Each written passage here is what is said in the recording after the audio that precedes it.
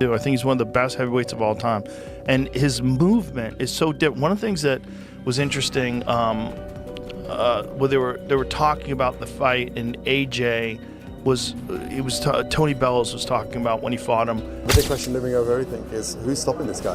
Who is going to stop Alexander Usyk? Prime Usyk at cruiserweight or prime Holyfield at cruiserweight? Usyk is just different. The fighters are different now. It used to be like skill, now it's more about conditioning. You think so? Yes. Joe Rogan hails Alexander Usyk as the greatest heavyweight to ever step in the ring. He raves about Usyk's masterful movement and elite technical skills, noting how he consistently outsmarts and drains the energy of top-tier opponents. Rogan points out that Usyk isn't just beating mid-level fighters, he's systematically outclassing the best heavyweights of this generation. What sets Usyk apart, according to Rogan, is his intelligence and agility. His ability to make top-level fighters look average is a rare gift, proving he deserves to be mentioned among boxing's most legendary names of all time. Last Dubois fight. Yeah. Was it crazy? I saw something the other day. It was like Usyk swimming 5 hours. I was like, oh my God. He's an animal, man. Yeah. I mean, he's so fucking good. He's so good. I mean, think about what that guy has done. He beat AJ twice. He beat Tyson Fury twice. And now he beat Dubois twice. Mm-hmm. That's crazy. No, it's incredible. Those are two of the best, of this era. I think he's one of the best of all time. I really do. I think he's one of the best heavyweights of all time. And his movement is so different. One of the things that was interesting, where they were talking about the fight, and AJ Tony Bellows was talking about when he fought him, and AJ was saying that when he fought him, it was the most exhausted he's ever been, because he's always moving. There's no rest with him. No rest. There's no like time. constant. Yeah. There's constant twitching. Under fire the whole time. you're constantly thinking, when is this coming? There's no silent agreements. There's no relaxation. There's no rounds off. Yeah. Everything is he's putting it on you and moving constantly. Like I always say, he's like a giant Lomachenko. Got and it. They were both trained by the same guy. Oh, were they? Yeah, Lomachenko's father trained Usyk as well. Ah. Yeah. So there's something. Yeah, there's something. Obviously, gravity keeps him from moving the way Lomachenko does, because Lomachenko's so small. Yeah. He can like dance around you. For sure. In footwork, just majestic footwork. But Usyk's footwork is like, there's a bunch of breakdowns of the final combination that he hit Daniel with, and he steps off to the side and lands that fucking left hook from hell. God, it was good. You could see Daniel was already tired. You could see it. It's it's just dealing There's with got to that be movement. something like, Lomachenko's dad, like some type of philosophy or something. You know what I mean? That these guys just kind of tap into, because like to be a big guy, there's footwork and all that stuff. But I think, man, shout out to the coach, to the dad. It's skill, man. It's a skillful.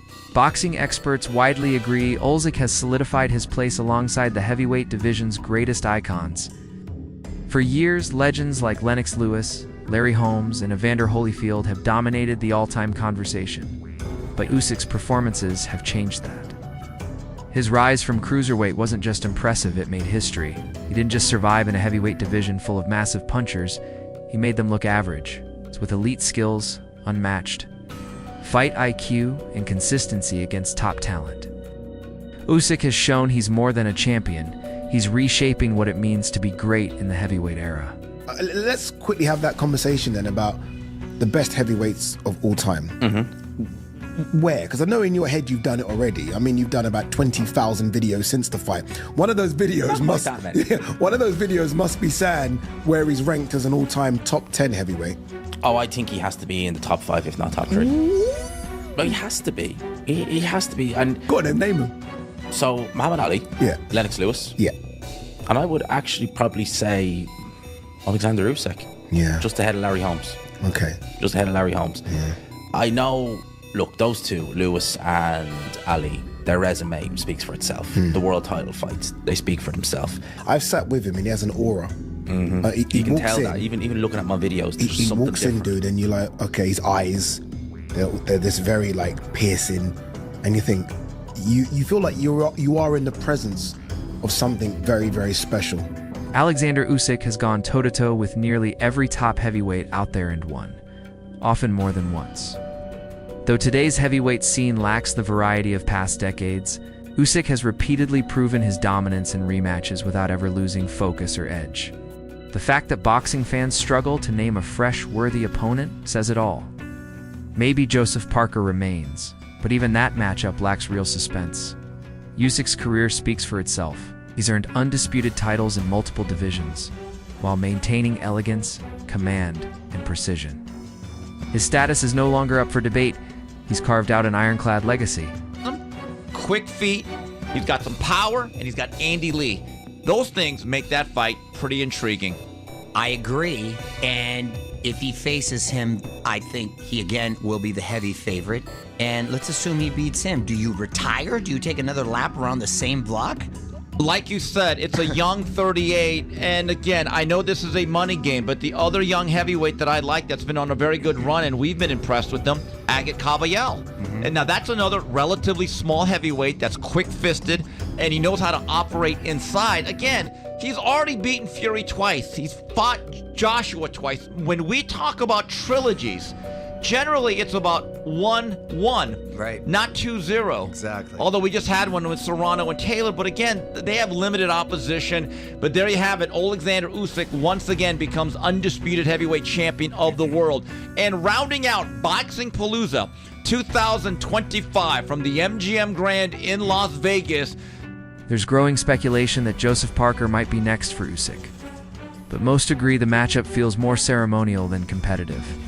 Boxing commentator Aid Oladipo even floated the idea of a rematch with Derek Chisora out of expectation. But because of Kaisera's showmanship and grit, Chisora brings drama and toughness to every fight, which is good for fan engagement.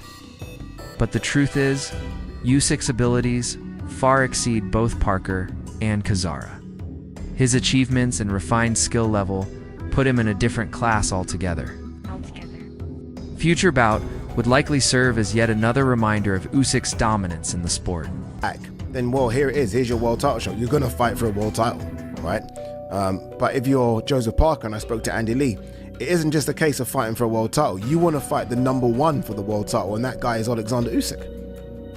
So, yeah, there must be loads of conversations going on right now. Loads of conversations.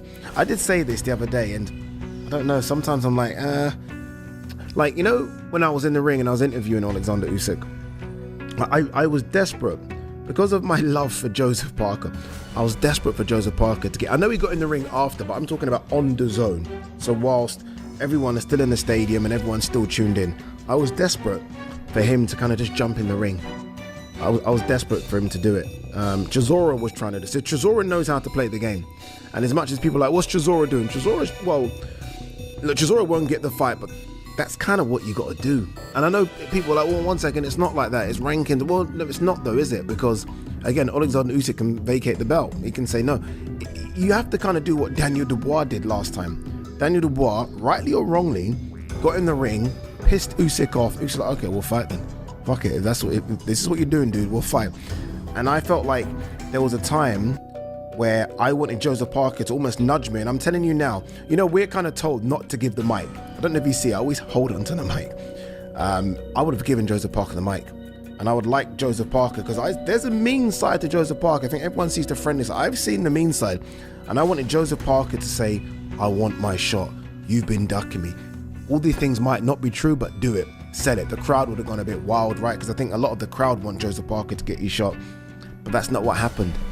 And all of a sudden, you're seeing Jake Paul in the ring doing a face-off. You're seeing all these, and I'm like, where's Joseph Parker? Where are you, Joseph? Up-and-coming fighter Fabio Wardley offered some pointed advice for anyone daring to fight Usyk. He stressed that textbook strategies won't work. Usyk's footwork and defensive instincts are too advanced for basic jabs or repeated combinations. Wardley insisted a challenger must adapt quickly and mix things up, Pugh's awkward angles, his unexpected combos, and tricky timing to even try to throw Usyk off. But he admitted it's much easier said than done. Once inside the ropes, most fighters end up confused and outmatched. Chasing shadows, while Usyk controls every movement in the ring with calculated calm and complete command.